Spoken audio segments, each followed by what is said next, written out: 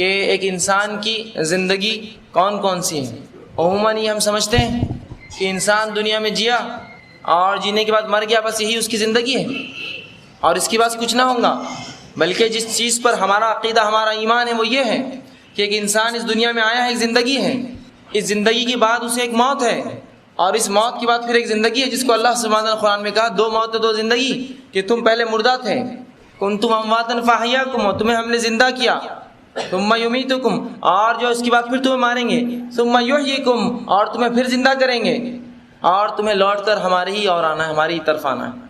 تو اس آیت سے جو بات پتہ چلی وہ کیا ہے کہ ہمارے زندگی کے چند مرحلے ہیں۔ ایک موت کا مرحلہ جو پیدائش سے پہلے تھا، مطلب ہم کچھ بھی نہیں تھے، ایک مرحلہ جو ہم جی رہے ہیں یہ پھر زندگی کا مرحلہ، اور اس کے بعد ایک اور مرحلہ جو پھر ایک موت ہوں گی، اور اس کے بعد پھر ایک اور مرحلہ، پھر وہ زندگی کا مرحلہ۔ دنیا اقوام عالم جو ہوتی ہے، دنیا کی قومیں صرف ان 2-3 مرحلوں کو مانتی ہے۔ وہ کہتے ہیں ہم کچھ بھی نہیں تھے، پیدا ہوئے اور مر جائیں گے اور ختم، اس کے بعد کچھ نہ ہوگا۔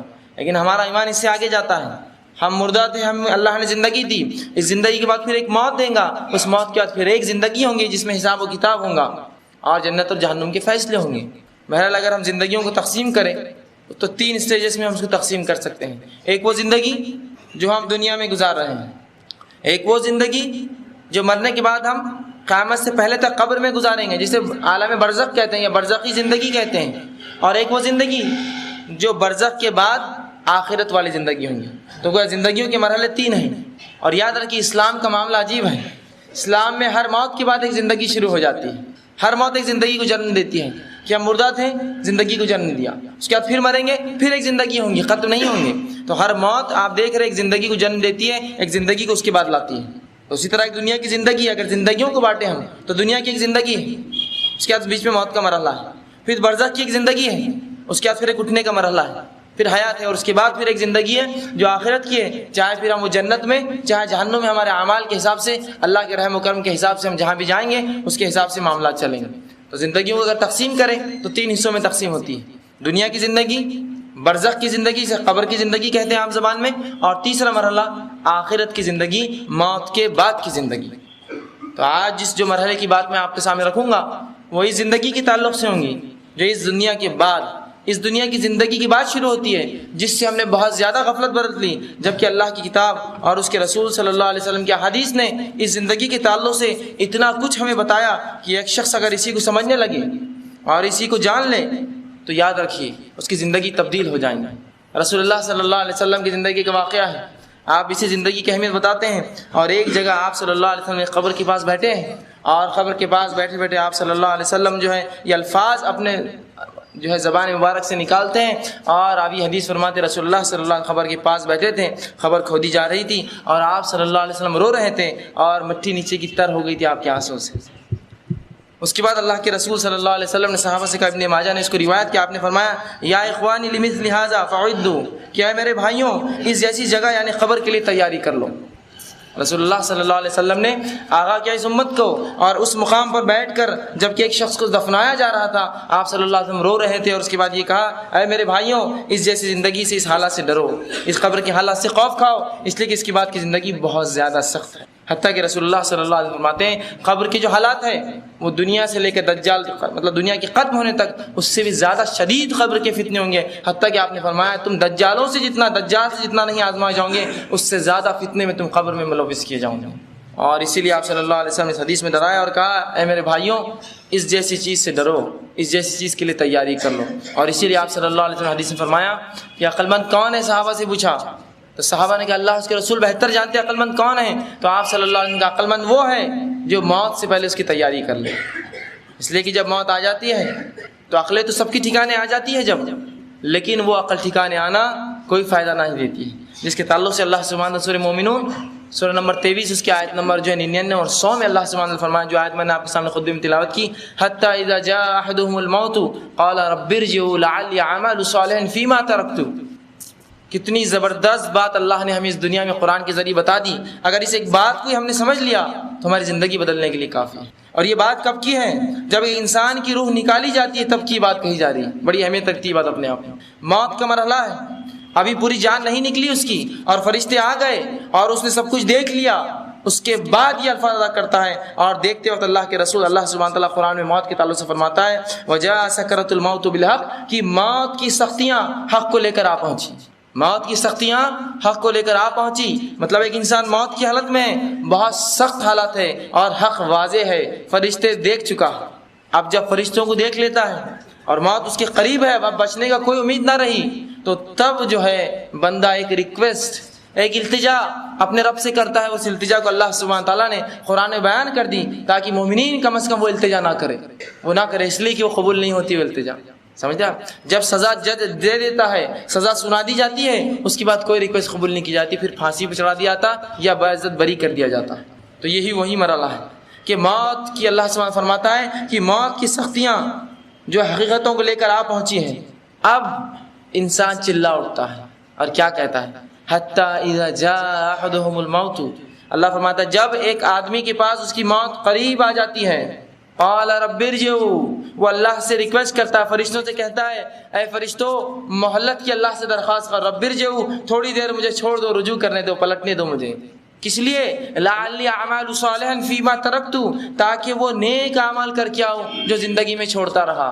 یہ ریکویسٹ ہر انسان کرتا ہے، معلوم موت ہر انسان جو گناہگار، کافر، مشرک، بدعتی اور اسی طرح منافق رہا دنیا میں، یہ سب کرتے ہیں، مومن نہیں کرتا یہ بات، لیکن یہ سارے لوگ جو ہے اللہ کے فرشتوں کو وہ کہتے ہیں، التجا کرتے ہیں اور کہتے ہیں رب ارجعوا، قال رب ارجعوا، کہ تھوڑی سی مہلت دی جائے، کیوں؟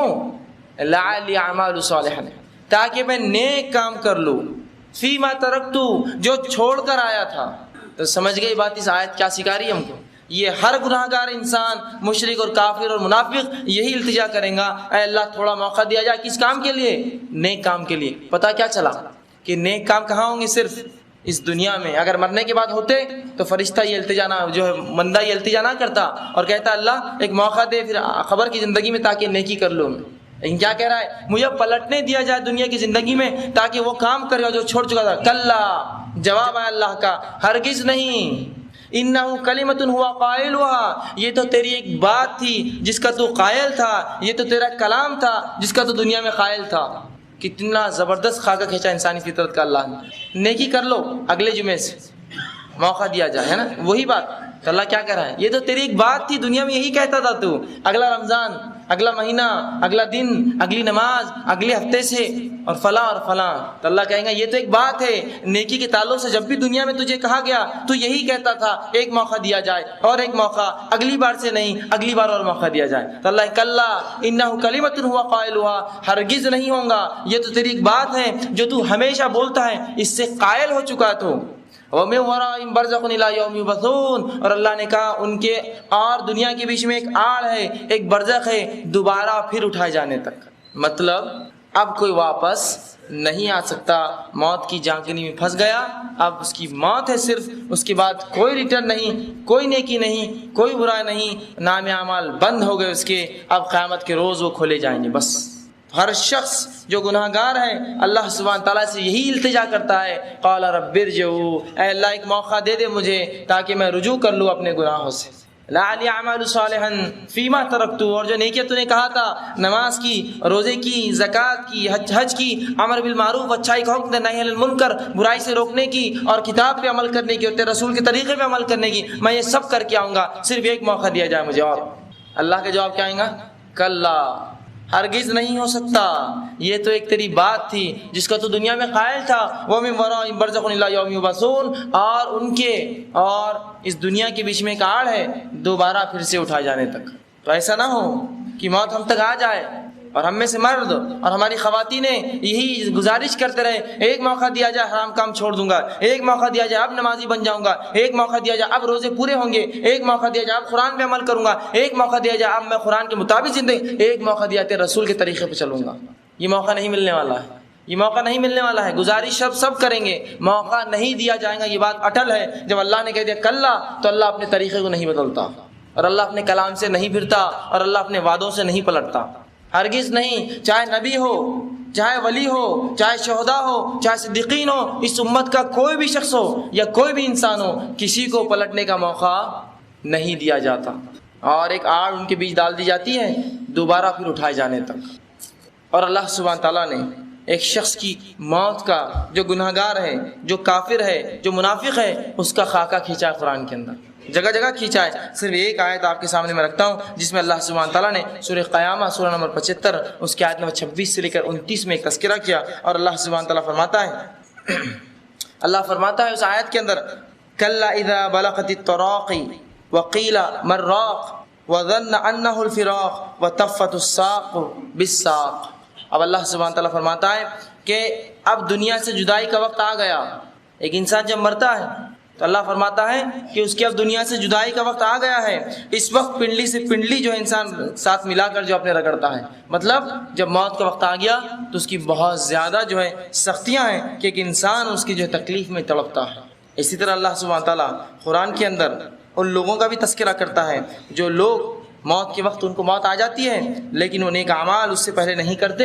اس کے تعلق سے اللہ فرماتا ہے اپنے نبی صلی اللہ علیہ وسلم کو کہ اللہ فرماتا ہے قرآن کے اندر جو سورہ انعام سورہ نمبر جو ہے 6 اور آیت نمبر 93، اللہ فرماتا ہے وَلَوْ تَرَى إِذِ الظَّالِمُونَ فِي غَمَرَاتِ الْمَوْتِ وَالْمَلَائِكَةُ بَاسِطُو أَيْدِيهِمْ اخرجوا أنفسكم اليوم تجزون عذاب الحون بما كنتم تقولون على الله غير الحق وَكُنْتُمْ عَنْ آيَاتِهِ تَسْتَكْبِرُونَ۔ اب اللہ سبحانہ وتعالیٰ فرماتا ہے کاش کہ نبی صلی اللہ علیہ وسلم تم ظالموں کو دیکھتے، کہ کاش کہ نبی صلی اللہ علیہ وسلم وہ لوگ جو دین پر نہیں چلتے یا اس کا انکار کرتے یا کافر تھے یا منافق تھے یا گناہگار تھے، تم ان کو ان کی موت کے وقت دیکھتے کہ دیکھ سکو جب موت کی جھانکنے میں مبتلا کیے جاتے ہیں اور فرشتے ہاتھ بڑا بڑا کر کہتے ہیں اب چلو اب نکلنے کا وقت آیا ہے، لاؤ اپنی جان ہمیں واپس دو۔ تو جب وہ کہتا ہے تمہیں جان آج تمہیں ان باتوں کی پیدائش میں، ان باتوں کے کرنے میں تمہیں جو ہے عذاب دیا جائے گا جو اللہ اور اس کے دین کے بارے میں تم کہا کرتے تھے اور اللہ کی آیتوں سے تم تکبر کیا کرتے تھے۔ تو رسول اللہ کا کاش کہ نبی تم ان کو دیکھ پاتے کہ جب ایسے لوگوں کی روحیں فرشتے کھینچ کر نکالتے، کاش کہ تم دیکھ پاتے کہ کیا ان کی کیفیت ہوتی اور کس وجہ سے اللہ کے بارے میں نئی نئی باتیں کرتے تھے، اس کے دین کے بارے میں نئی نئی باتیں کرتے تھے، اس کے دین اور شریعت میں نئے نئے کام ایجاد کرتے تھے، اللہ کے بارے میں جو علم نہیں تھا ویسی باتیں بیان کرتے تھے شریعت کے معاملے میں۔ جب انہیں کھینچ کر نکالا جائے گا اور ان کی روحیں جانیں اندر گھسیں گی اور فرشتے کھینچیں گے، جس کو اللہ سبحانہ تعالیٰ نے سورہ نازیات کی آیت نمبر 1 میں فرمایا وَالنَّازِعَاتِ غَرْقًا، کہ قسم ہے ان فرشتوں کی جو ڈوب ڈوب کر جو ہے انسان کی روح کو کھینچ کر نکالتے ہیں، جو غوطے لگا لگا کر انسان کے جسم سے اس کی روح کو باہر نکالتے ہیں۔ وَالنَّازِعَاتِ غَرْقًا، کہ قسم ہے ان فرشتوں کی جو انسان کے جسم میں داخل ہو کے اس کی روح کو کھینچ کر نکالتے ہیں، مطلب وہ آنا نہیں چاہتا، وہ کافر ہے، وہ منافق ہے یا وہ جو گناہگار ہے اس کی روح نکلتی نہیں ہے، فرشتے ڈوب ڈوب کر کھینچ کر اس کی روح کو باہر نکالتے ہیں۔ تو یہ کیفیت ہے ان لوگوں کی جو اس دردناک چیز کو، جو موت کو بھلا بیٹھے ہیں، اور اس میں ہم سب شامل ہیں۔ ہم نے اس چیز کو ایک ایسا مذاق سمجھا کہ بس یہاں سے ختم ہوئی تو دوسری زندگی میں ہمارے لیے جنت انتظار کر رہی ہے، جبکہ اس موت کے لیے اور اس قبر کے گھر کے لیے، اس مٹی کے گرہندے کے لیے جس کا اوڑھنا بھی مٹی کا ہے، جس کا بچھونا بھی مٹی کا ہے، جس میں کیڑے ہیں اور سانپ اور بچھو ہے اور جو تنہائی ہے اور اندھیرا ہے، کچھ نہ ہوگا، نہ ایک چھوٹا سا بلب ہوگا، نہ کوئی روشنی کی کوئی ٹیوب لائٹ ہوگی، نہ کوئی ایک دیا ہی اجازت دیا جائے گا، بلکہ خالص مٹی ہے، اوڑا بھی مٹی ہے، سویا بھی مٹی پر ہے، آزو بھی مٹی ہے، بازو بھی مٹی ہے، کیڑے اور مکوڑے ہیں، ویرانی ہے اور اکیلا پن ہے اور آفتیں اور مصیبتیں ہیں اور فرشتے ہیں اور کیا کیا پتہ نہیں اس کے ساتھ اور چیز۔ یہ وہ گھر ہے اکیلا جس میں میں اکیلا رہوں گا۔ وہاں دنیا کے لیے جو میں چیزوں سے بچتا تھا کہ دنیا کیا کہیں گی، وہاں کوئی بھی نہیں دیکھنے والا کیا حال ہونے والا ہے۔ جو دین کو میں چھوڑتا تھا دنیا کے لیے کہ لوگ کیا کہیں گے، وہاں کوئی لوگ تیرے ساتھ آ کر اس کے اندر کوئی دیا نہیں جلانے والے تیری روشنی کے لیے۔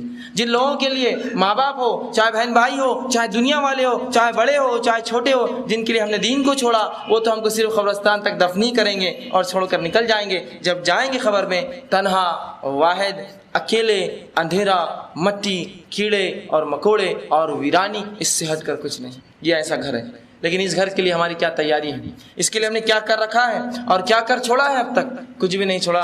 رسول اللہ صلی اللہ علیہ وسلم کہے کے مطابق ہم سب بیوقوف ہوئے، کہ تو عقل مند تو وہ ہے جو اس سے پہلے اس کی تیاری کر لے، اس میں جانے سے پہلے اس کا سامان باندھ لے۔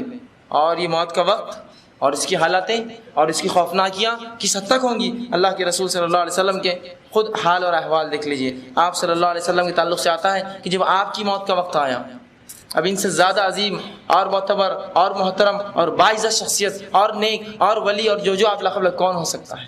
تو رسول اللہ صلی اللہ علیہ وسلم جب موت کا وقت آیا تو حدیث میں آتا ہے، ماں عائشہ رضی اللہ عنہا فرماتی ہے آپ صلی اللہ علیہ وسلم نے ایک پانی کا پیالہ لیا اور اس میں بار بار ہاتھ مارتے اور اپنے چہرے پر پانی مارتے موت کی تکلیف سے، اور اپنے چہرے پر بار بار پانی مارتے، اور آپ صلی اللہ علیہ وسلم چہرے سے پسینہ جاتا ایک ساتھ، اور یہ بات آپ صلی اللہ علیہ وسلم کے بیچ میں فرماتے اور کہتے ہیں سبحان اللہ ان للموت لسکرات، کہ اے سبحان اللہ موت کے لیے بڑی ہی سختیاں ہیں۔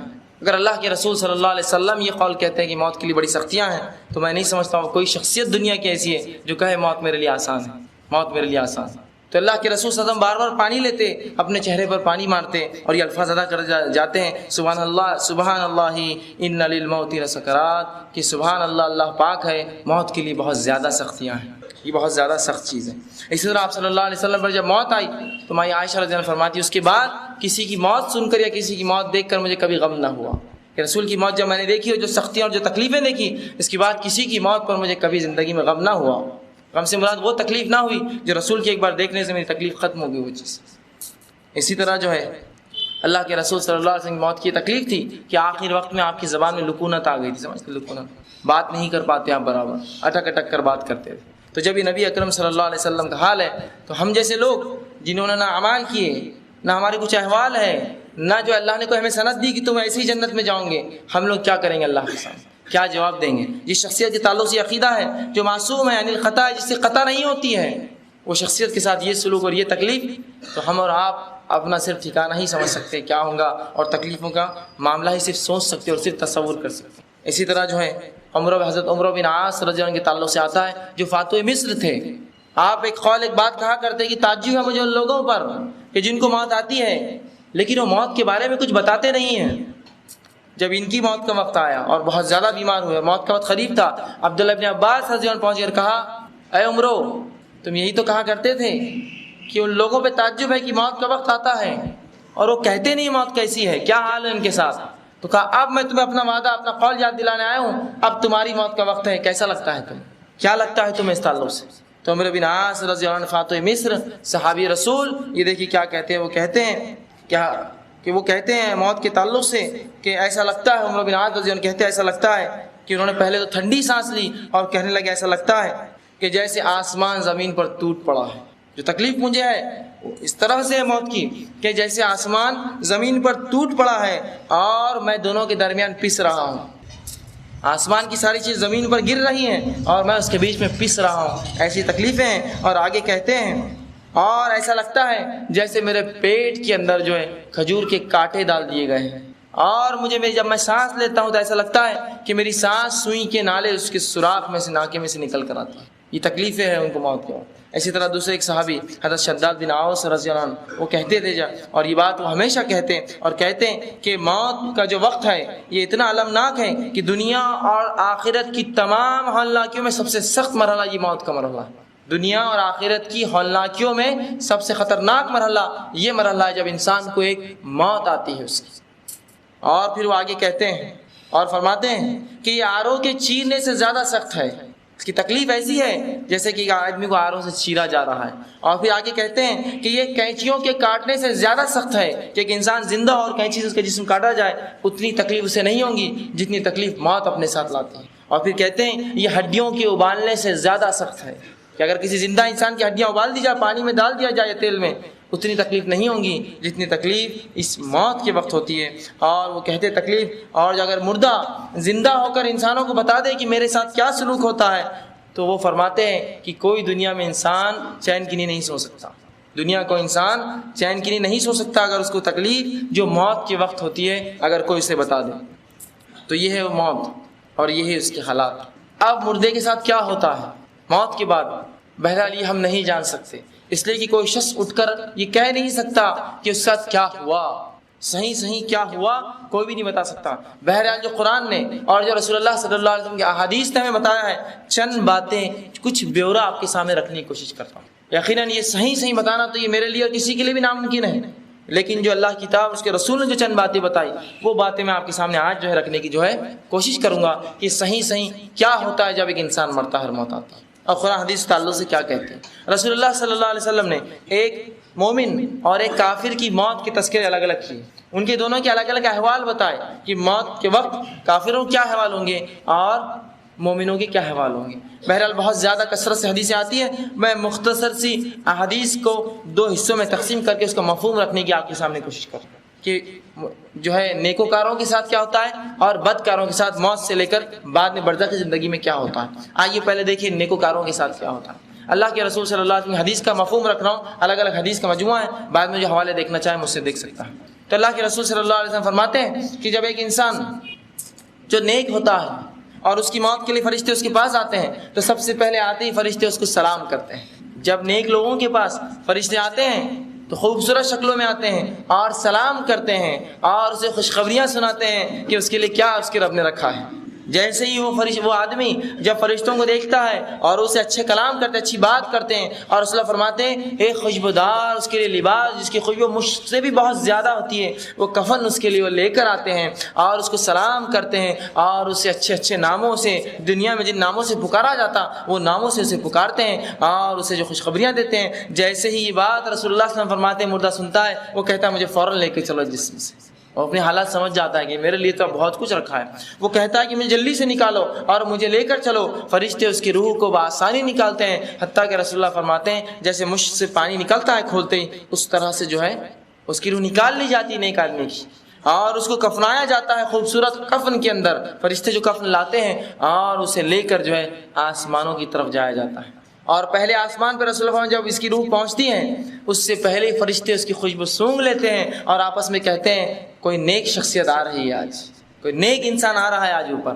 اور رسول اللہ صلی اللہ علیہ وسلم فرماتے ہیں جب آتے ہیں تو فرشتے اس کو سلام کرتے اور کہتے ہیں اے پاک روح آؤ، خوش آمدید ہے، استقبال ہے تمہارے، اللہ کی رحمت ہے تمہارے لیے، آؤ۔ اور اسے لیا جاتا ہے اور فرشتے اس کے ساتھ پہلے آسمان سے دوسرے آسمان تک چھوڑنے کے لیے آتے ہیں اور اسے مبارک باتیں دیتے ہیں اور اسے اچھے اچھے ناموں سے پکارے جاتے ہیں، جن ناموں سے دنیا میں پکارا جاتا ہے، اچھے اچھے نام سے، اچھے اچھے القاب، فلاں بن فلاں، فلاں بن فلاں، اچھے نام۔ اور اس کے بعد جو ہے اس شخص کی روح اوپر لے جائی جاتی ہے، پھر اللہ سبحانہ تعالیٰ حکم ہوتا ہے اس کا نام جو ہے علیین میں لکھ دو، نیکوکاروں کے رجسٹر میں، نیکوکاروں کی لسٹ میں اس کا نام ڈال دو، یا نیک لوگوں کے حصے میں اس کا بھی حصہ دے دو۔ علیین میں اس کا نام لکھ دیا جاتا ہے۔ اللہ حکم دیتا ہے اسے واپس بھیج دو، اس لیے کہ میں نے اسے اسی سے پیدا کیا تھا اور میں واپس اس کو اسی سے اٹھاؤں گا، مطلب مٹی سے، اور اس پاک روح کو لا کر واپس قبر میں ڈال دیا جاتا ہے، اس کی روح کو واپس چھوڑ دیا جاتا ہے۔ اور آپ صلی اللہ علیہ وسلم فرماتے ہیں جب اس کی روح چھوڑ دی جاتی ہے قبر کے اندر تو پھر وہ مرحلہ آتا ہے جو سب سے خوفناک اور ہولناک مرحلہ ہے کہ منکر و نکیر 2 فرشتے جو آ کر بات چیت کرتے ہیں انسان سے، وہ 2 فرشتے داخل ہوتے ہیں اور اللہ کے رسول صلی اللہ علیہ وسلم فرماتے ہیں بہت زیادہ سخت انداز سے وہ داخل ہوتے ہیں اور بہت گدردار ان کی جو آواز ہوتی ہے، اور جو ہے وہ ان کے احوال رسول اللہ احوال ایسے بتاتے ہیں کہ بہت زیادہ سیاہ ان کا چہرہ ہوگا اور بڑی بڑی جو ہے لال آنکھیں اور ان کے دانت جو کہ بیلوں کے سینگوں سے بڑے ہوں گے، وہ رسول اللہ فرماتے ہیں زمین کو چیرتے ہوئے کھاتے ہوئے خبر پھاڑ کر بیچ میں آئیں گے۔ تو ایک تو ایسی مخلوق جس کو ہمیں کبھی نہ دیکھا ہو، نہ کبھی سمجھا ہو، کبھی جانا ہو، اور وہ بھی اتنی ڈراؤنی، اور رسول اللہ ان کی آواز بجلی کی کڑک سے زیادہ تیز ہوگی، ہے نا، چھوٹی موٹی بجلی کڑک جاتی ہے تو مرد اور خواتین سب کا معاملہ جو ہے اکھڑ جاتا ہے کہ پتہ نہیں بجلی شاید مجھ پر ہی گری ہو، اس قسم کے حالات ہو جاتے ہیں۔ وہاں خبر میں انداز لگائیے منکر و نکیر جو بجلی کی طرح چلاتے ہیں اور ان کی آنکھیں گائے کی جیسی جو ہے بڑی بڑی لال آنکھیں ہیں اور گائے کی سنگ کے برابر ان کے دانت ہیں اور جو ہے انتہائی بدصورت اور کالے ہیں، زمین کو چیرتے ہوئے دونوں آتے ہیں قبر کو پھاڑ کر اور انسان کے سامنے آتے ہیں اور اسے اٹھا کر بٹھا دیتے ہیں، قبر سے اٹھا کر بٹھا دیتے ہیں اور اسے سوال کرتے ہیں من ربک کا، تیرا رب کون ہے؟ من نبیک کا، تیرا نبی کون ہے؟ ما دینک کا، تیرا دین کیا تھا؟ 3 سوال رسول اللہ صلی اللہ علیہ وسلم فرماتے ہیں نیک انسان جب سے سوالات کی جائیں گے سورج کو ڈوبتا ہوا پائیں گا، خبر میں اس کو دکھیں گا سورج کو ڈوبتا ہوا، جب سورج کو ڈوبتا ہوا پائیں گا تو کہیں گا میں ابھی سوالوں کے جواب نہیں دے سکتا ہوں اس لیے کہ نماز کا وقت ہو رہا ہے، عصر کا وقت جا رہا ہے، سورج ڈوب رہا ہے، تو اس سے بتایا جائیں گا اور جب وہ سمجھیں گا یہ تو دنیا نہ رہی، یہ تو قبر ہے، پھر وہ کہیں گا ہاں اب سوال کرو میں جواب دیتا ہوں۔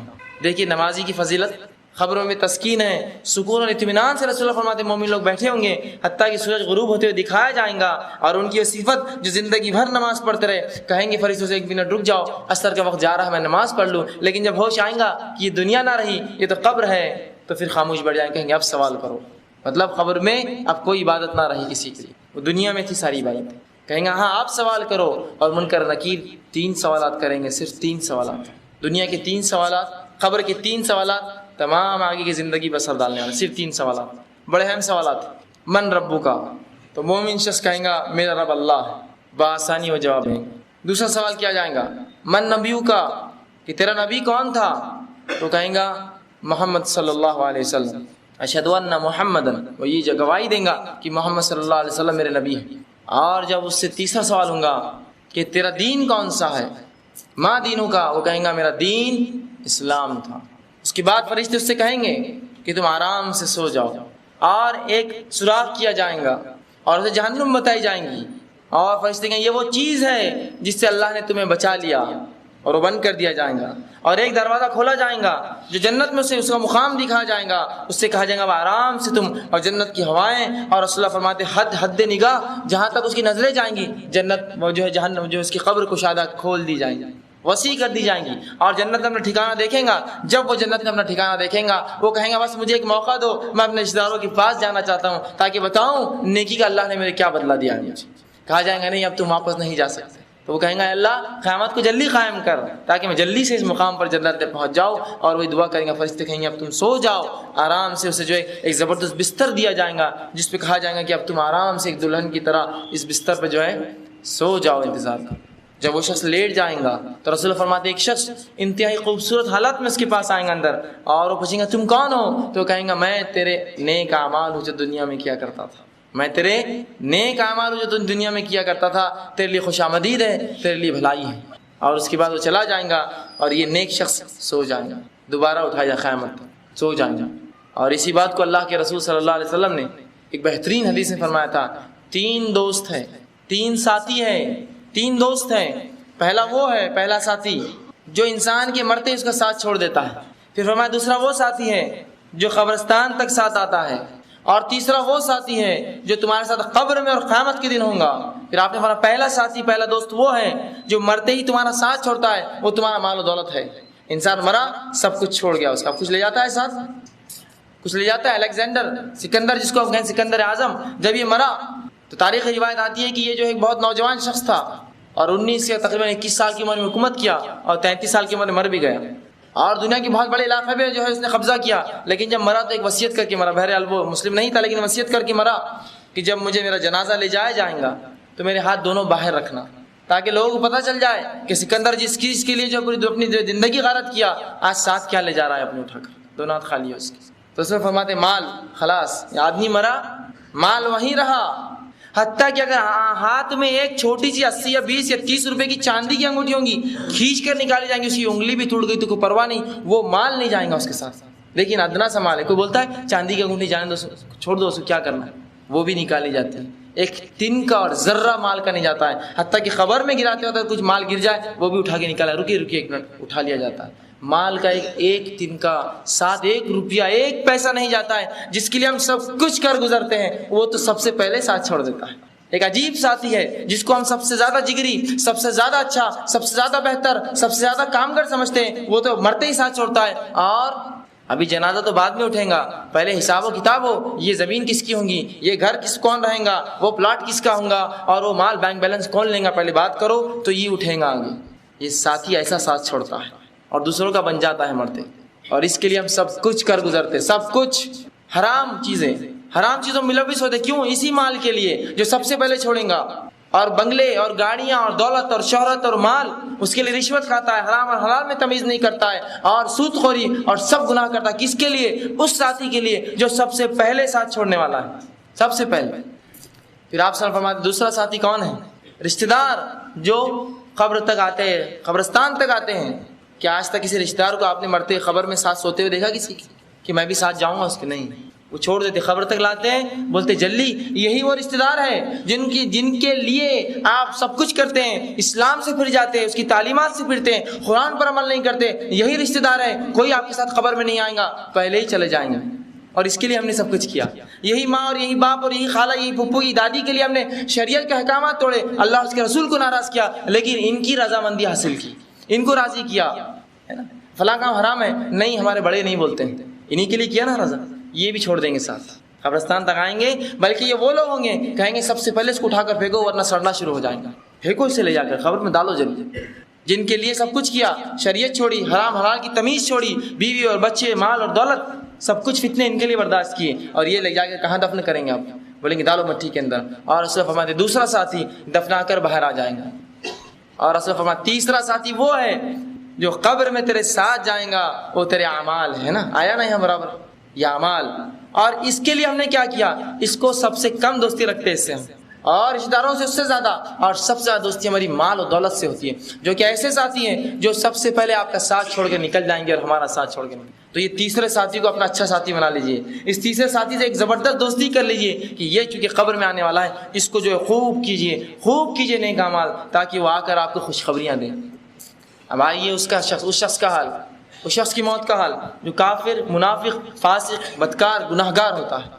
جب اس کی موت کا وقت آتا ہے، رسول اللہ صلی اللہ علیہ وسلم فرماتے ہیں فرشتے بہت بھیانک شکلوں میں اس کے پاس آتے ہیں، اور ایک بہت ہی انتہائی درجے کا بدبودار ایک جو ہے اس کے لیے ٹاٹ کا بنا ہوا جو ایک کفن لے کر آتے ہیں، اور آتے ہی اس کو کہتے ہیں اے جو ہے مغضوب روح، اللہ کا جس پر غضب ہوگا باہر نکل. رسول اللہ فرماتے اس کی روح اندر گھستی ہے، وہ فرشتے سے کھینچ کر باہر نکالتے ہیں، حتیٰ کہ آپ صلی اللہ علیہ وسلم فرماتے ہیں ایسی سی کیفیت ہوتی ہے جب نکالا جاتا ہے جیسے کہ ایک بھیڑ ہے، اس کے گیلے اون پر ایک لوہے کی سلاخ کاٹے دار لپٹی جائے اور کھینچ کر نکالی جائے اس کے جسم سے، اون کے اوپر لپٹے اور کھینچی جائے. اس طرح سے تکلیف محسوس کرتا ہے وہ، اور اس کی روح آنا نہیں چاہتی، اسے فرشتے کھینچ کر اور غوطے لگا کر اور تمام جو حالات بتائے ویسا کر کے اس کی روح کو باہر نکالتے ہیں. روح کو باہر نکالا جاتا ہے، ایک سے ایک بدترین ناموں سے پکارا جاتا ہے، اس کے برے برے القاب، برے برے نام اس کے پکارے جاتے ہیں، کوئی سلام نہیں اس کے لیے، بد دعائیں اس کے لیے فرشتے کرتے ہیں، اسے کھینچتے ہیں، اس بدبودار ٹاٹ میں لپیٹتے ہیں اور آسمان کی طرف لے کے چلتے ہیں.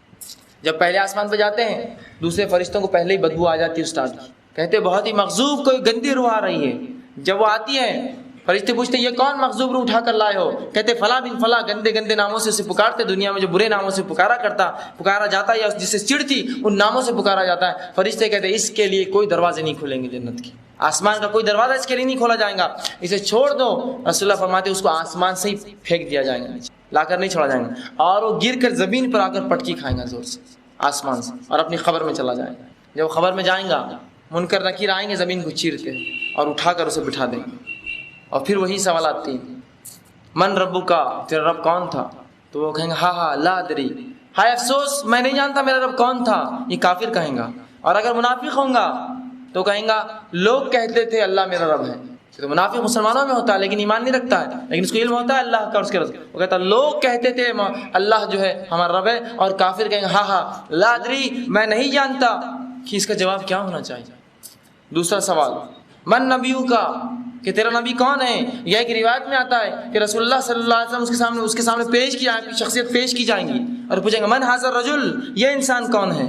تو وہ کہیں گا ہاں لا ادری، ہائے افسوس میں نہیں جانتا یہ شخصیت کون ہے. منافق کہیں گا لوگ کہتے تھے یہ محمد صلی اللہ علیہ وسلم ہے.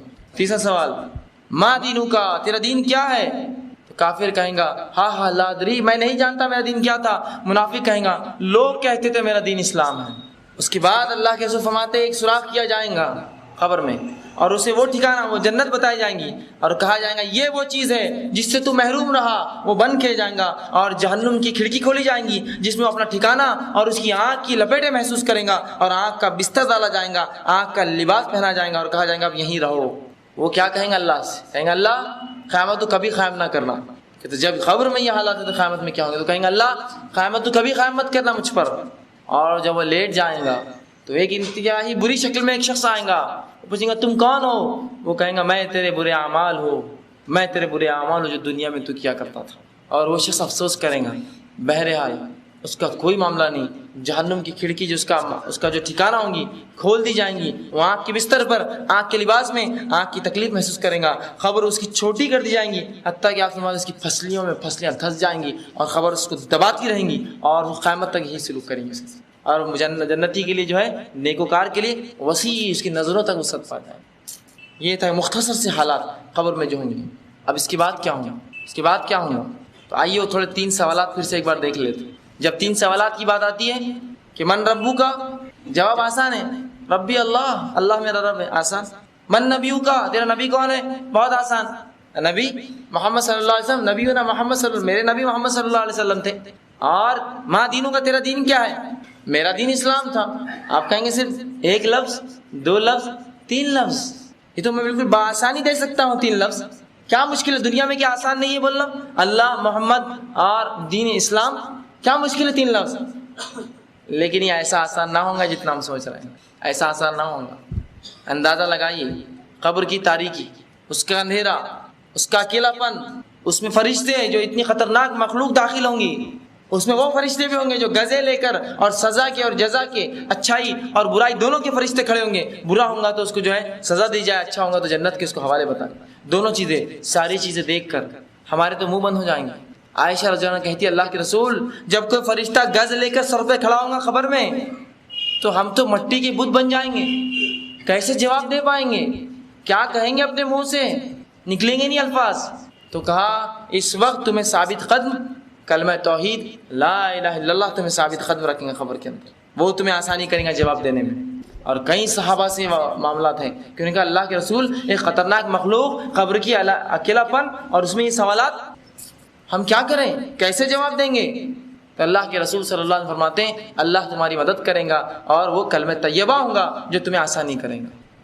اندازہ لگائی قبر کے حالات اور اس پر سوال من ربکا، تیرا رب کون ہے؟ اس کا جواب وہی دے پائیں گا، اسی شخص کی زبان اس پر کھلیں گی جو زندگی بھر واقعتاً اللہ کو رب مانتا رہا، وہی کہیں گا اللہ میرا رب ہے۔ ورنہ جو دنیا میں اللہ کو چھوڑ کر ان کو اور ان کو اور قطب اور ابدال اور پیر اور فقیر مرشد کو پکاریں گا، قبر میں بھی اس کے منہ سے اللہ نہیں نکلیں گا، وہ کہیں گا ہاں ہاں لا ادری، مجھے نہیں پتا کہ میرا رب کون ہے، یا کہیں گا لوگ کہتے تھے اللہ میرا رب ہے۔ دنیا میں اس کو مشکل کشائی کے لیے، حاجت روائی کے لیے، شفا کے لیے، اولاد کے لیے، بیماری کے لیے، جس بھی کام کے لیے وہ پکارتا تھا، اگر وہ اللہ نہ ہوا تو اس کے منہ سے ربی اللہ، اللہ میرا رب نہیں نکلیں گا، نہیں نکل سکتا اس کے منہ سے الفاظ۔ تو اس کو سوالات کو آسان مت سمجھیے، 1 2 3 اور ختم، میں تو آسانی سے دے دوں گا، نہیں۔ جس نے اپنی زندگی واقعی میں اللہ پر ایمان رکھ کے گزاری، چاہے مرد تھا چاہے عورت تھا، چاہے کسی علاقے کسی ملک کسی رنگ کا تھا، اگر اس نے اللہ پر ایمان واقعی میں رکھا زندگی بھر، اس کے منہ سے الفاظ نکلیں گے میرا رب اللہ ہے۔ دوسرا سوال من نبیو کا، تیرا نبی کون ہے؟ وہ کہیں گا میرے نبی محمد صلی اللہ علیہ وسلم، میرے نبی محمد صلی اللہ علیہ وسلم۔ کیا آپ کو لگ رہا ہے اتنا آسان ہے بولنا محمد صلی اللہ علیہ وسلم میرے نبی ہے؟ یہ الفاظ صرف اس شخص کے منہ سے نکلیں گے جو واقع میں ساری تمام زندگی رسول اللہ صلی اللہ علیہ وسلم کے طریقے پر جیا ہو، کوئی اس کے اور اس کے، چھوٹے کے اور بڑے کے، ان کے اور ان کے طریقے پر جیا ہو، علاقے یا ماحول کے طریقے پر جیا ہو، اس کے منہ سے جواب نہیں نکلے گا، یاد رکھیے۔ اور یہاں کوئی سوال نہیں ہے تیرا مسلک کون سا تھا، تو کس مذہب سے تھا، تو کس کو مانتا تھا، تیرے بڑے مفتی اور علماء کون تھے، کوئی سوال نہیں۔ من نبیو کا، تیرا نبی کون ہے، خلاص۔ اور اس کے منہ سے یہ الفاظ نہیں کہ میرے نبی محمد صلی اللہ علیہ وسلم ہے جو تمام زندگی آپ کے طریقے پر چلا ہو، اس کا اٹھنا اور اس کا بیٹھنا، اس کا چلنا اور اس کا پھرنا، اس کا کھانا اور اس کا پینا، اس کی پیدائش اور اس کی شادی، اس کا نکاح اور اس کی موت اس پر ہوئی ہو کہ محمد صلی اللہ علیہ وسلم کے طریقے پہ چلاؤ، وہی کہہ سکیں گے اللہ کے رسول محمد صلی اللہ علیہ وسلم میرے نبی ہے، ورنہ منہ نہیں کھولیں گا، ان کے اور ان کے نام لیں گا، یا ہاں ہاں لا ادری، ہائے افسوس میں نہیں جانتا میرا نبی کون ہے۔ آسان مت سمجھیے کہ رسول کے طریقے چھوڑ کر زندگی کسی اور کے طریقے پہ گزارے، اور اس حد تک ہم نے معاملہ بگاڑ لیا ہے کہ آج اپنا نام مسلمان بھی نہیں کہتے ہم، آپ کون ہیں تو میں فلاں ہوں، وہ نام سے، آپ کون ہیں تو میں فلاں ہوں، مسلمان بھی نہیں کہتے ہیں، بلکہ اگر مسلمان ہیں تو بولتے ہیں مسلمان میں کون ہیں آپ، اور پوچھ لے کہ ہم تو مسلمان ہیں، مسلمان میں کون ہیں آپ؟ کہ اس سے ہٹ کر کوئی سوال ہونے والا ہے مجھ سے کہ میں کون ہوں، کس سے تعلق رکھتا؟ سوال تو تھی نہیں ہے۔ من نبیوں کا دوسرا سوال، تو یاد رکھیے جو رسول اللہ صلی اللہ علیہ وسلم کے طریقے پر تمام زندگی چلا، جس کی پیدائش، جس کے نکاح، جن کی موتیں اس طریقے پر ہوئی، جن کا سونا اور جن کا جاگنا، جن کا کھانا اور جن کا پینا، جن کا چلنا اور اٹھنا اور بیٹھنا محمد صلی اللہ علیہ وسلم کے طریقے پر رہا، وہی جواب دیں گا، ورنہ منہ بند اس کا، اس کے منہ سے الفاظ نہیں نکلیں۔ اور تیسرا سوال ما دینوں کا، تیرا دین کیا ہے؟ مومن کہیں گا میرا دین اسلام ہے۔ اور دین کیا ہوتا ہے؟ دین زندگی جینے کے طریقے کو کہتے ہیں دین۔ دین زندگی جینے کا طریقہ ہے، جس طریقے پر ہم جیے وہ ہمارا دین ہوا۔ اب اگر ہم یہودیوں کے طریقے پر جیے اور نصرانی اور عیسائیوں کے اور ہندو اور بدھوں کے طریقے پر جیے، دنیا میں اسلام کیا تھا ہمیں علم ہی نہیں تھا، نہ اس کو شریعت مانا، نہ اس کی کتاب پڑھی اللہ کی، نہ اس نے کیا احکامات دیے، نہ اس کے حلال کو حلال جانا، نہ اس کے حرام کو حرام جانا، نہ اس کی بتائی ہوئی چیزوں پر عمل کیا، تو کیا دین کہہ سکیں گے ہم؟ دین دیکھیے، یاد رکھیے، دین وہ چیز ہے جس طریقے پہ ہم دنیا میں زندگی بسر کرتے ہیں۔ اگر وہ اسلام نہ تھا تو منہ سے اسلام نہیں نکلیں گا، اگر اسلام تھا تو منہ سے نکلیں گا میرا دین اسلام ہے۔ سوالات دکھنے کو آسان ہیں لیکن اتنے جامع ہیں، اتنے زبردست ہیں کہ جو ان تینوں پر عمل کرتا رہا اسی کے منہ سے الفاظ نکلیں گے، ورنہ منہ بند، منہ بند اس کا. آئیے اس کے بعد کیا ہوں. اللہ کے رسول صلی اللہ علیہ وسلم نے، احمد نے اس واقعے کو روایت کیا مسند احمد میں، اور ابو داؤد میں جو ہے اس کو ابو داؤد نے جو اپنی کتاب میں روایت کیا. جب تینوں سوال کے جواب ایک انسان دے دیں گا، تینوں سوال کے جواب مومن دے دیں گا، تو فرشتے مومن سے پوچھیں گے کیسے پتہ چلے یہ جواب تم کو. یاد رکھیے سوال نہیں ہے چوتھا، یہ سوال رہے گا کہ کیسے معلوم ہے تم کو یہ تینوں سوالوں کا جواب. فرشتے پوچھیں گے اس سے تمہیں کیسے پتہ چلا کہ یہ جو ہے اللہ تمہارا رب ہے، محمد صلی اللہ علیہ وسلم تمہارا دین ہے، محمد صلی اللہ علیہ وسلم تمہارا نبی اور اسلام تمہارا دین ہے. تو وہ جواب دیں گا کون؟ مومن، اور کہیں گا قرأت کتاب اللہ آمنت بہ وتصدق، کہ میں ایمان لایا تھا یا میں نے پڑھی اللہ کی کتاب. قرأت کتاب اللہ، میں نے اللہ کی کتاب پڑھی ہے. آمنت بہ، ایمان لایا تھا اس پر، اور میں نے اس کی تصدیق بھی کی تھی کہ یہاں حق ہے. کیا کہیں گا مومن؟ میں نے کیا، کیسے مجھے جوابات کیسے ملے مجھے یہ تینوں سوال کے جوابات؟ پہلا کتاب پڑھا میں نے اللہ کی، تو پتہ چلا ان تینوں سوالوں کے جواب کہاں ہیں. کہاں ان تینوں سوالوں کے جواب چھپے ہوئے؟ قرآن میں. اب اندازہ لگائیے جس کو قرآن پڑھنا ہی نہیں آتا، واللہ اب کیا جواب دیں گا اپنے رب کو کہ اللہ وہ کلام جو تیرا آیا تھا مجھے تو وقت ہی نصیب نہ ہوا کہ میں کبھی پڑھ سکا اس کو آج تک، اور مجھے یہ اور وہ اور ایسی ویسی دنیا کی کتابوں نے ہی لگا رکھا اپنے پیچھے، میں تو کبھی نہ پڑھ سکا تیری کتاب. تو کیا بچ پائیں گا وہ شخص؟ اسی کے تعلق سے اس کی اگلی نشست جو یہی درس قرآن کی اہمیت، قرآن کیا ہے، اس کی اہمیت کیا ہے. تو مومن کیا کہیں گا؟ قرأت کتاب اللہ، میں نے اللہ کی کتاب پڑھی تھی، ایمان لایا تھا، تصدیق کی تھی. تو اب انداز لگا لیا، اپنے ایمان کا سب جائزہ لے لیں کہ اللہ کی کتاب میں پڑھ سکتا ہوں. اگر نہیں تو کل ہی سے سیکھنا شروع کیجئے، ورنہ موت آ جائیں گی تو جواب دینا پڑے گا مجھے تو معلوم ہی نہیں تھا اللہ کی کتاب کیا ہے، نہ مجھے سوالات کے جوابات ہیں. اور جب میں پڑھنے کے بارے میں کہہ رہا ہوں نا، تو یہ صرف دیکھ کر پڑھنا نہیں ہے اس میں کافی، یہ بھی ایک عبادت ہے، لیکن اس کو سمجھنا کہ وہ کیا تقاضے اس کے. اور آج اللہ کی کتاب سے لوگوں کو ایسا دور رکھا جاتا ہے، حتیٰ کہ یہ قول بھی ذلیل لوگ اپنے منہ سے کیسے نکالتے ہیں کہ قرآن پڑھنے سے گمراہ ہو جاؤں گا. بدترین قول، گمراہ کن قول ایک دم اپنے منہ سے. اللہ کی کتاب اپنے بندوں کے لیے، اور تم یہ کہتے ہو کہ یہ گمراہ کرتی ہے. تم علماء حق میں سے نہیں، علماء سے سو میں سے ہو. تم اس امت کے بگڑے ہوئے علماء کہ اللہ کی کتاب کے تعلق سے عقیدہ یہ گمراہ کرتی ہے. اگر یہ کتاب گمراہ کرتی ہے تو مجھے بتائیے دنیا میں مجھے ہدایت کون دیں گا اب؟ کیونکہ اللہ کی کتاب تو گمراہ کر دے رہی ہے مجھے. کہاں جاؤں؟ کیا میرا سہارا باقی ہے؟ میرے رب نے تو گمراہ کن کتاب بھیج دی میرے پاس، اب ہدایت کی کتاب کون لائے میرے لیے؟ سب سے پہلا تینوں سوال کا جواب کہاں چھپا ہے؟ قرآن اور اس پہ عمل پہ. 3 صحابی اللہ کے رسول صلی اللہ علیہ وسلم کے پاس بخاری کی روایت ہے، کہا رسول اللہ کی زندگی، اخلاق، حال احوال کیسے تھے؟ تو کیا قرآن نہیں پڑھا کبھی؟ وہی ہے رسول کی زندگی. جاؤ قرآن نہیں پڑھا، وہی رسول کی زندگی ہے. ہم نے تو پڑھا ہی نہیں، تو کیا رسول کی زندگی اور کیا قرآن اور کیا کتاب؟ تو فرشتے پوچھیں گے کیسے جواب دیا؟ کہیں گا قرآن پڑھا تھا میں نے، اللہ کی کتاب پڑھا تھا، ایمان لایا تھا، تصدیق کی تھی، مطلب عمل کیا تھا اس کے مطابق. تو جو اللہ کی کتاب کو پڑھے، اس کو سمجھے، اس پر عمل کرے، وہی بچنے والا ہے، بقیہ کوئی نہیں بچے گا اس عذاب سے اور اس خبر کے جو حل نہ کی سے. اب آئیے اس شخص کا حال، جب پوچھا جائے گا تو نے جواب کیوں نہیں دیے، جواب کیوں نہیں آئے تجھے اس کے؟ تو وہ کہیں گا، یا فرشتے کہیں گے کیا قرآن نہیں پڑھا تھا؟ جواب جب اسے نہیں آئے گا، فرشتے پوچھیں گے کیا تو نے قرآن نہیں پڑھا تھا؟ تو کہیں گا نہیں میں نے قرآن نہیں پڑھا تھا. رسول اللہ صلی اللہ علیہ وسلم فرماتے ہیں ایک فرشتہ جو کہ اندھا اور بہرا ہوں گا وہ کھڑا کر دیا جائے گا. وہ پوچھیں گے قرآن پڑھا تھا؟ وہ کہیں کیوں نہیں پڑھا تھا؟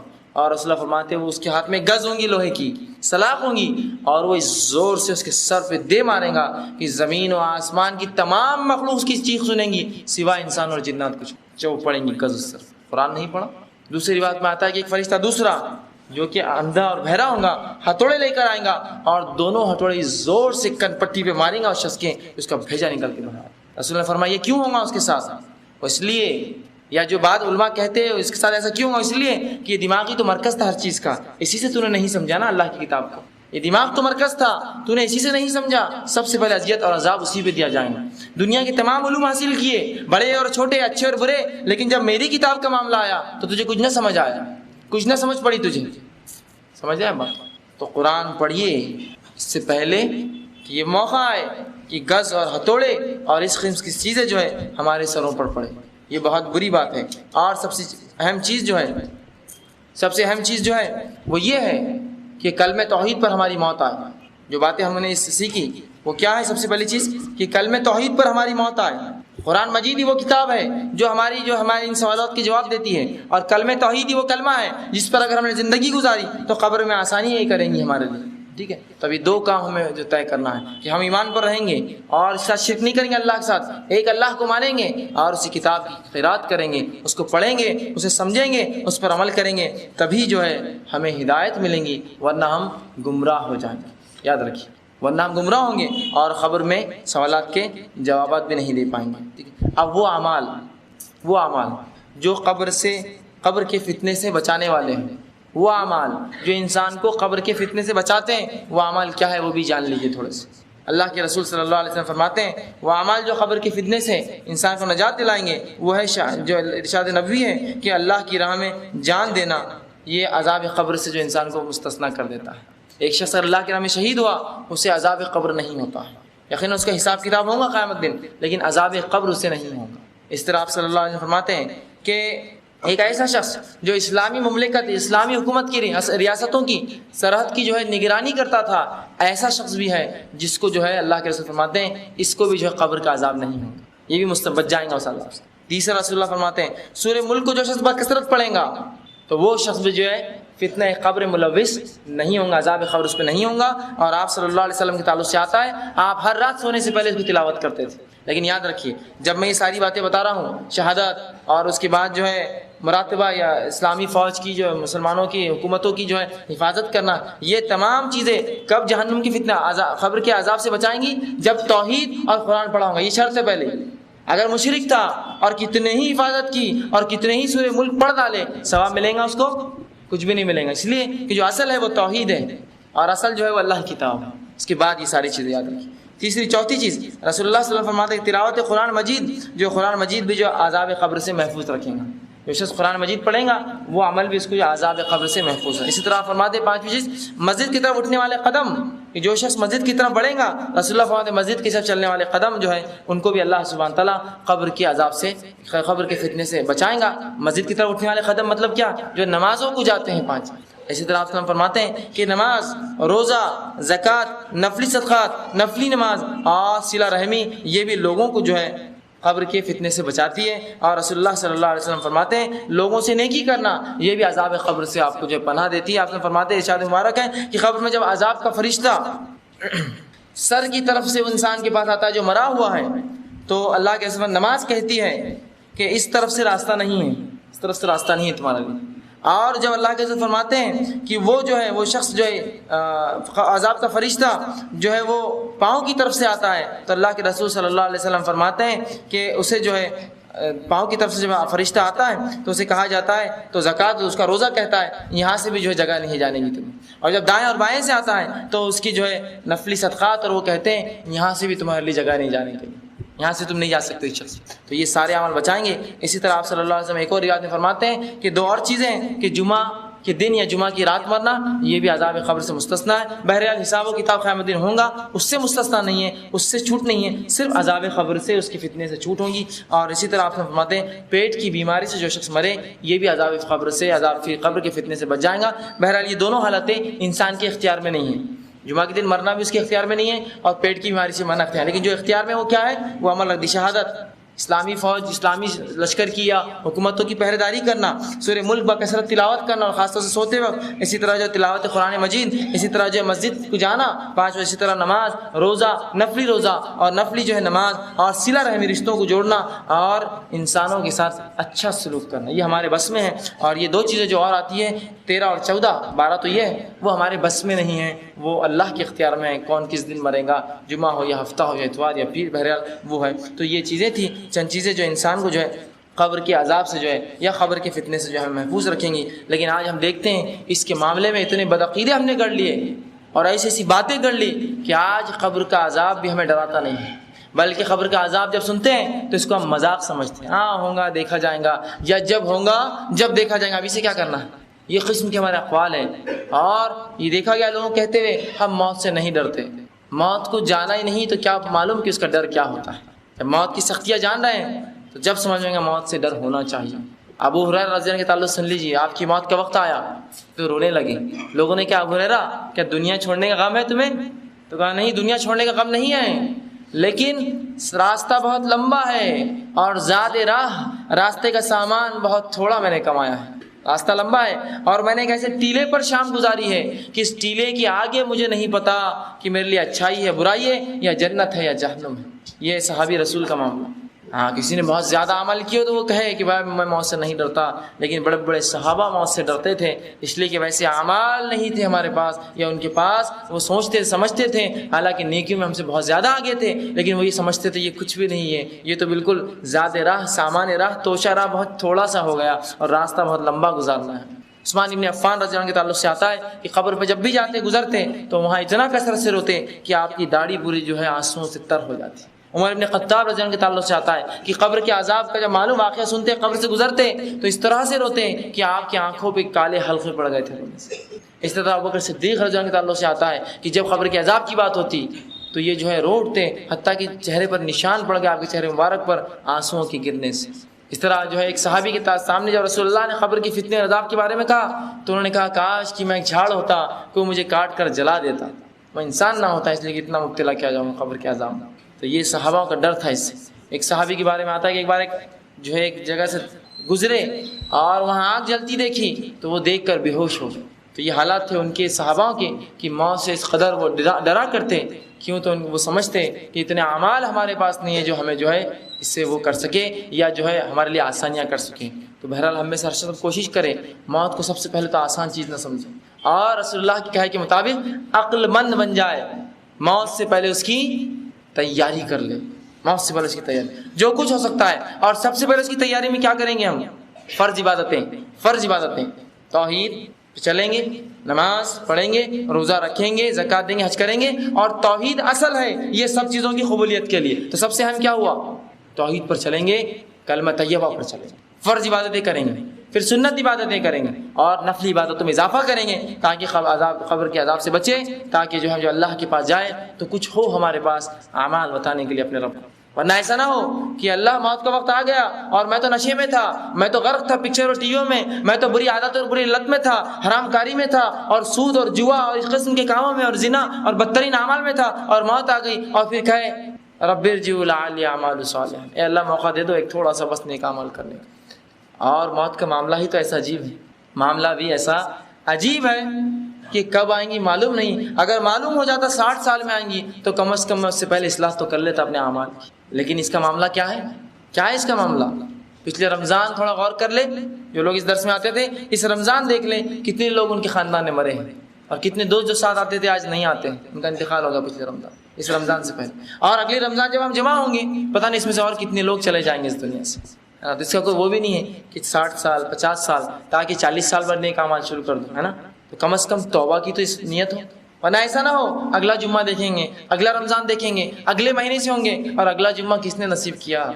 اس کو کوئی لکھ کے دیتا ہے کہ بانڈ پہ اگلا جمعے تک میں زندہ رہوں گا، اور اگر توبہ بھی نہ ہو مخلص تو یاد رکھیے جہنم میں جائیں گے سیدھا اور چلے جائیں۔ ان کم از کم توبہ کو تو مانتا ہو، اے اللہ جو بھی گناہ ہوئے ہیں توبہ کرے اپنے رب سے کہ میں نے گناہ اور خطائیں کی، مجھے معاف عطا فرما، جو بھی شرک اور کفر اور بدعت کیا ہو مجھے معاف کر، اور اب میں تیرے دین پر چلوں گا، اس کا وعدہ کرے اپنے رب سے۔ ورنہ موت آلے اڑیں گی، جو ہے لے کر اچک جائیں گی، اور پھر ہم چلا اٹھیں گے کہ ہائے یہ اور ہائے۔ آج دیکھتے ہیں نوجوان لوگ فلاں جگہ سے نکلے، فلاں جگہ گئے، انتقال ہو گیا، نوجوان لوگ۔ تو آج موت کے لیے کوئی وقت نہیں ہے کہ بوڑھا ہی مرے گا اور جوان، یاد رکھیے اس سے پہلے کہ ہماری موت آئے اس کی تیاری کر لیں۔ اور رسول اللہ صلی اللہ علیہ وسلم ایک صحابی کے پاس گئے، موت کا وقت قریب تھا، کہا کیسے محسوس کرتے ہو؟ تو کہا بہت ڈرتا ہوں اللہ کے عذاب سے۔ کہا اور کیسا محسوس کرتے ہو؟ کہا کہ بہت جو ہے امید ہے اپنے رب کی رحمت سے، جنت کی امید بھی کرتا ہوں، جہنم سے ڈرتا بھی ہوں۔ رسول اللہ نے کہا جو ایسی موت مرا وہ صحیح مرا، مطلب یہ موت سب سے صحیح موت ہے کہ اللہ سے ڈر بھی ہو اپنے گناہوں کا کہ جہنم نہ دے دے، اور امید بھی ہو کہ مجھے جنت میں ڈالے۔ اب کچھ لوگ نا امید ہو کر بیٹھے اپنے رب سے، میں تو جہنمی بولتے ہیں دنیا میں، اور کچھ لوگ اپنے آپ کو چلتا پھرتا جنتی سمجھتے ہیں، بس میں تو جنت میں جا رہا ہوں سیدھا، میں تو رسول کے خاندان سے، نبی کے، ولی کے، شہداؤں کے، صالحین کے خاندان سے ہوں، میں تو جنت میں جاؤں گا۔ اور یہ صحابی یہ رسول اللہ صلی اللہ علیہ وسلم کے اصحاب اور ان کے دوست ہیں، جب وہ کہہ رہے کہ مجھے جہنم سے ڈر ہے اور جنت کی امید ہے، تو ہم کون ہوتے ہیں کہنے والے کہ میں جنت میں جاؤں گا سیدھا؟ اور گمراہی اتنی ہو چکی ہے، جب کسی کا انتقال ہوتا ہے تو لوگ کہتے ہیں ان کی مغفرت کی دعا مت کیجیے، ان کے جنت میں بلند درجے کی دعائیں کیجیے۔ سوال یہ ہے کہ اس نے دیکھا کون جنت میں اور کون جہنم میں جائے گا؟ کیا آپ کو پتا ہے کہ آپ لکھ کے دے سکتے ہیں کہ جنتی ہیں؟ تو ذرا اگر ایسا ہے تو ذرا وہ 3 لوگوں کو اپنے ذہن میں لا لیجئے، وہ شہید، وہ حافظ اور عالم، اور وہ سخی، جو دنیا میں شہید تھے، حافظ اور عالم کہلائے اور مالدار کہلائے، اللہ کی راہ میں خرچ کرنے والے، جہنم انہی سے دہکائے جائیں گے۔ تو ہم تو یہ سمجھ بیٹھے بس ہماری تعبدی زندگی ہے بس یہاں، اور ہم ایسا کوئی اعمال جب کرتے ہی سوچتے نہیں کہ مجھے مرنا ہے۔ دھوکہ دے رہے ہیں، ذرا سوچ لے دھوکے سے پہلے مجھے مرنا ہے۔ آج خواتین کو دیکھا فیشن پرستی میں چور ہے، بالکل لت پت ہے بالکل، کہ اگر ان کو دیکھا جائے تو ایسا لگتا ہے کہ رسول اللہ صلی اللہ علیہ وسلم کی حدیث ان پر ہبہ اتر گئی کہ کپڑے تو ہوں گے لیکن ننگی ہوں گی عورتیں۔ یہ حال ہے فیشن کا، یہ حال ہے فیشن کا، اور یہ حال ہے جو ہے فیشن پرستی کا، کہ اسے ہم نے اپنا معبود بنا لیا۔ اور یہی حال مردوں کا بھی ہے، اس قسم کے لباس، اس قسم کی حرکتیں انہوں نے اپنے آپ میں رائج کی جو اسلام میں سخت حرام ہے، سخت حرام ہے۔ تو آج ہم دیکھتے ہیں بہائی اتنی عام ہو چکی ہے۔ اب اندازہ لگائیے جسم کا وہ حصہ، رسول اللہ صلی اللہ علیہ وسلم فرماتے ہیں، ترمذی کی روایت ہے کہ وہ رسول عورتوں کے بارے میں کہتے ہیں کہ وہ خاتون جو پتلا لباس پہنیں گی جس میں جسم دکھتا ہو، وہ جہنم میں اتنی دور پھینکی جائیں گی کہ جنت کی خوشبو بھی نہ سونگھ سکیں گی، حالانکہ جنت کی خوشبو جہنم بہت دور تک آتی ہوں گی۔ کیا فرمایا؟ پتلا لباس، پتلا لباس۔ لیکن جہاں لباس ہی نہ ہو، تو پتلا لباس تھا نا، جہاں لباس ہی نہ ہو اس کا کیا؟ تو کیا ہمیں موت سے ڈر نہیں لگتا؟ اور جو ہے قبر کے ازدوں سے اور بچھوں سے ہم جو ہے بہت زیادہ جو ہے مطمئن ہو کر بیٹھے ہوئے ہیں۔ رسول اللہ صلی اللہ علیہ وسلم فرماتے ہیں ایک مرد کی عورت، اس کی سطر ناف سے لے کر گھٹنا ہے، ایک مرد کا سطر ناف سے لے کر گھٹنا ہے، مطلب ناف بھی وہ دکھا نہیں سکتا الا ناف کے نیچے، چلو ٹھیک ہے ناف اس کے نیچے کا حصہ چھپانا ہے اس کو، لیکن ہم دیکھتے ہیں ہمارے گھر کی خواتین پیٹ سے لے کر ناف سے لے کر اس کے نچلے حصے ان کے دکھائی دیتے ہیں، پیٹ دکھتی ہے اور پیچھے پوری کمر دیکھ سکتے ہیں، اس قسم کے لباس پہنتی ہیں۔ اور پھر یہ ہماری مائیں ہیں، یہ ہماری بہنیں ہیں، اور ہم دیکھ کر کبھی تاکید بھی نہیں کرتے، جسم جو کھلا ہے نا، یہ ساڑی سے ہٹ کر جو بلاؤز میں دکھتا ہے یہ حرام ہے اور جہنم کی آگ میں جلیں گا۔ رسول فرماتے جو پتلا ہو وہ جنت جانا تو دور خوشبو نہیں سکیں گی، جس کا غائب ہو اس کے تعلق سے اللہ ہی جانتا کیا عذاب۔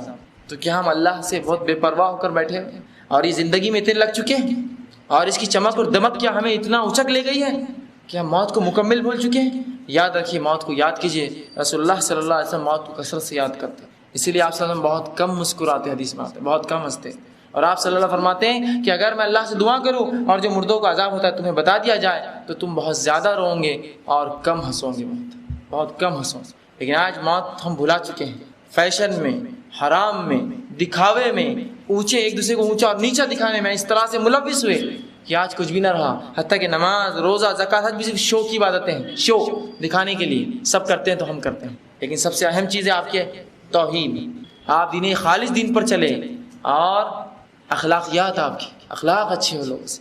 ورنہ آج دیکھا جاتا ہے کہ لوگ برے اخلاق کے حامل ہیں، جب انہیں کتاب و سنت کی بات بتائی جاتی ہے تو لوگوں کو گالیاں دے دے کر اور سمجھاتے یہ باتیں جاتی ہیں، اور ان سے لڑتے اور جھگڑتے اور نیچے دکھاتے اس علم سے۔ رسول اللہ صلی اللہ علیہ وسلم فرماتے ہیں جو شخص دین کا علم حاصل کرے اس لیے کہ کسی کو نیچا دکھائے وہ جنت میں نہیں جائیں گا کبھی۔ آج ایک چیز ہم کو آج معلوم ہوئی، جاتے اور لوگوں کو گالیاں دینا شروع کر دیتے ہیں، ارے وہ ایسے اور ویسے۔ آج ہم کو سدھرنے کتنا وقت لگا، تو کیا ایک دن میں آپ اس کو سدھارنا چاہتے ہیں؟ جا کر ایک جھٹکے میں جا کر آج سنا اور کل سدھارا؟